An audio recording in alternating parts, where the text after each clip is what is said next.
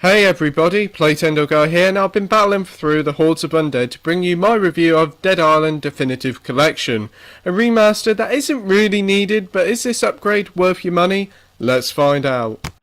Remasters are two a penny these days, with many classic games from last gen making the leap to PS4 and Xbox One. With games like The Last of Us and Gears of War getting remastered, the so-so Dead Island isn't one of the games you would have thought would get this treatment, but hey, here we are.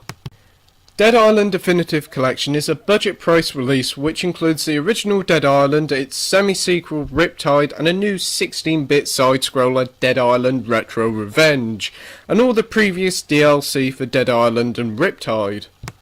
Dead Island's simple setup goes up like this.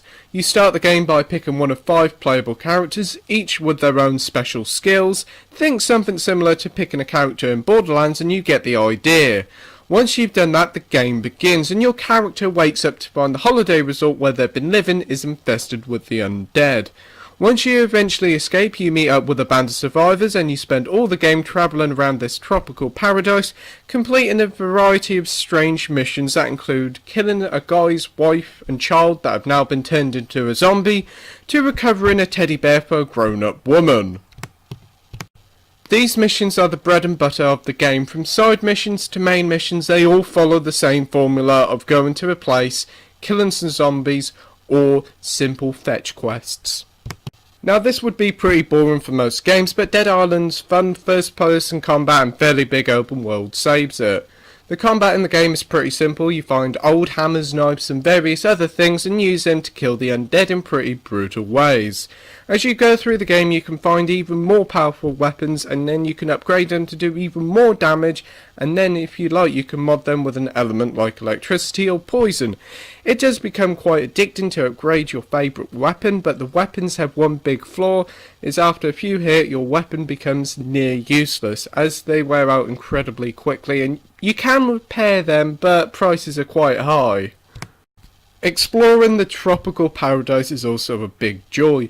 Searching around in abandoned houses, shops and buildings looking for rare items and weapons is stupidly fun. And the same can be said for the semi-sequel, Riptide. The story follows straight on from Dead Island and follows the survivors as they end up on another island that is filled with loads of deadly zombies. As you get both titles in the collection, you can easily transfer character saves to Riptide to continue your zombie killing adventure. It's also worth noting that Riptide is incredibly similar to the original game with very little and new features, bar some new skills and a new character.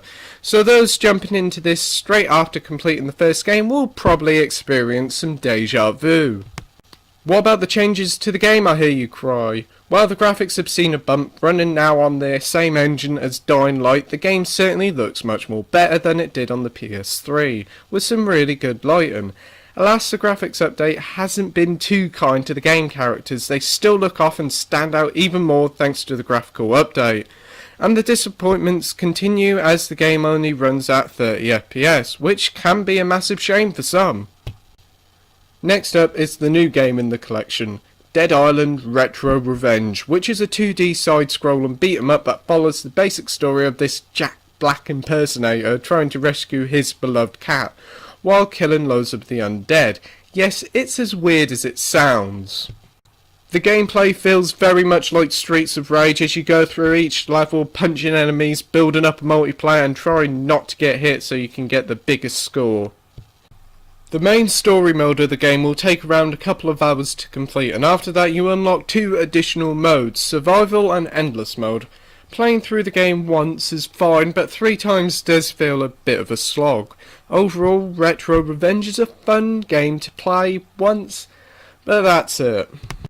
It's also worth noting if you're buying the PS4 version, Dead Island Definitive Edition is on the disc, whilst you get a download code for Riptide and Retro Revenge. Why they couldn't put the whole 3 games on one disc is beyond me, and it does seem a bit lazy. Now we've heard a fair bit about the game, it's time to wrap up this review with a conclusion.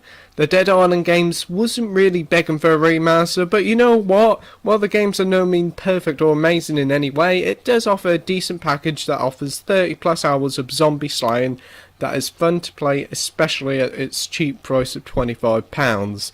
Dead Island Definitive Collection gets a 7 out of 10 with a title of good. Thank you for watching my review. Like, rate and subscribe and keep on gaming. Bye.